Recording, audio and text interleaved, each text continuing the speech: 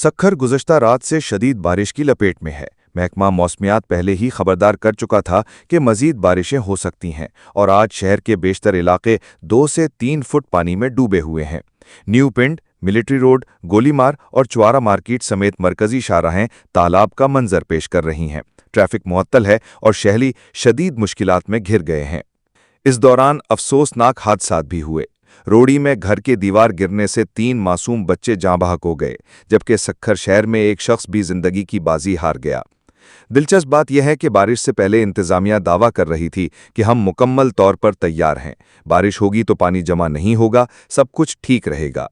लेकिन सूरत हाल इसके बिल्कुल बरक्स निकली। इंतजामिया नकासियाब में मुकम्मल नाकाम हो गई। शहरी सवाल उठा रहे हैं कि हर साल यही वादे किए जाते हैं, मगर बारिश आते ही शहर डूब जाता है। सक्खर इस वक्त डूबा हुआ शहर दिखाई देता है और अगर बारिश का सिलसिला जारी रहा तो नुकसान मजीद बढ़ने का खदशा है। मजीद खबरों के लिए विजिट करें हमारी वेबसाइट www.adnnews.tv।